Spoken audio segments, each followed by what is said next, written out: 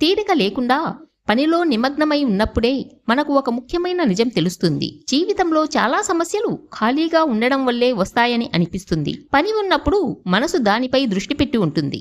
ఆలోచనలకు, అనవసర భయాలకు, గతపు జ్ఞాపకాలకు ఎక్కువ స్థలం ఉండదు. అందువల్ల మనం ప్రశాంతంగా ఉన్నట్టు అనిపిస్తుంది.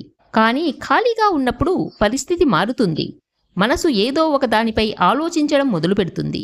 చిన్న విషయాలు కూడా పెద్ద సమస్యలుగా అనిపిస్తాయి. గతంలో జరిగిన తప్పులు, భవిష్యత్తుపై అనిశ్చితి ఇవి మనసును కలవరపెడతాయి. అందుకే చాలామందికి బిజీగా ఉంటేనే బాగుంటుంది అనే భావన వస్తుంది. అయితే సమస్యలు నిజంగా ఖాళీగా ఉండడం వల్లే రావు. అవి మన ఆలోచనల వల్ల పెరుగుతాయి. పని మనసును దారి మళ్లిస్తుంది, కానీ సమస్యలను పూర్తిగా తొలగించదు. కాబట్టి నిజమైన పరిష్కారం ఖాళీ సమయాన్ని కూడా సక్రమంగా వినియోగించుకోవడం. పుస్తకాలు చదవడం, కొత్త విషయాలు నేర్చుకోవడం, ధ్యానం చెయ్యడం వంటి అలవాట్లు మనసును స్థిరంగా ఉంచుతాయి.